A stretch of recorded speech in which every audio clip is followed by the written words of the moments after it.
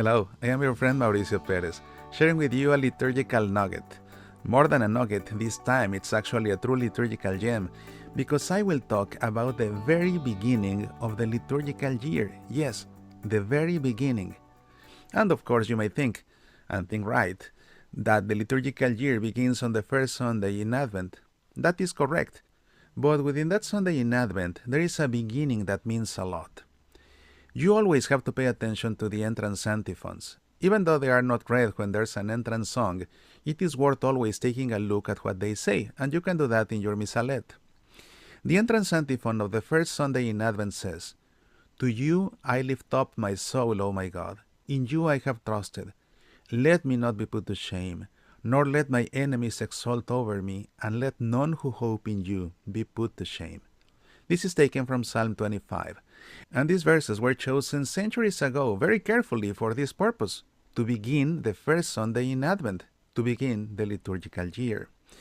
That's why you always have to pay attention to the entrance antiphons. Take, for instance, the entrance antiphon of the third Sunday in Advent, which is called Gaudete Sunday. You will find, "Rejoice in the Lord always. Again I say, rejoice. Indeed, the Lord is near." From the letter of Paul to the Philippians. In Latin, it says, "Gaudete in Domino semper, iterum dico, gaudete, Dominus prope est."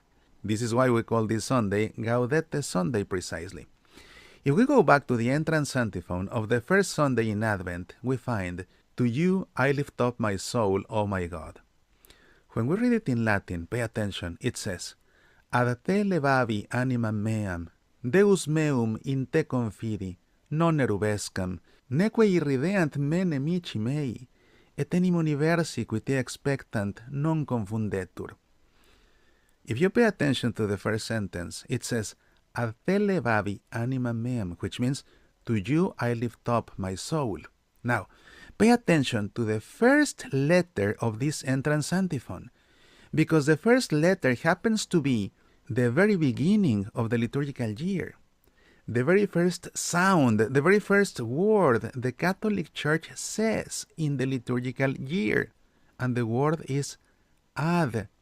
And if you pay attention to the first letter of the word ad, it is a letter A, and that was very carefully chosen.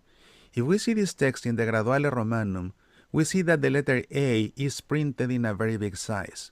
It is not a matter of style, because actually, if we look at this same text in a liturgical book from the Middle Ages, this page belongs to a handwritten book from the 10th century, we find this same exact text, "Ad te levavi animam meam," as the introitus, the entrance antiphon. So we can see that from the Middle Ages at least, until our present times, the Church has been repeating these verses from Psalm 25 to begin the liturgical year in the first Sunday of Advent. And once again, we see in this manuscript from the 10th century that the letter A is drawn in an enormous size compared to the rest of the text. And as I said before, it is not a matter of style. It matters, because this letter happens to be in Greek, the Alpha. And in the book of Revelation, at the end of the book, we find this text, "I am the Alpha and the Omega, the first and the last, the beginning and the end." Therefore, the letter A was selected to begin the liturgical year to represent the Alpha. This way, what the Church wants to convey is that the full liturgical year will point towards the Alpha and the Omega, who is no other but Jesus himself. And this is why this verse from the Psalm was chosen precisely, not only because of what it says, but also because it begins with the letter A. Isn't that fascinating? Finally, it's also important not to be confused and believe that the Advent season is intended to prepare us to celebrate the Nativity of Jesus. This would be insufficient, for the big majority of the Advent season, 3 weeks out of 4, are not focused on Christmas, but rather on preparing us for our definite encounter with Jesus in his second coming, in his parousia, when he comes in all his glory to judge the living and the dead.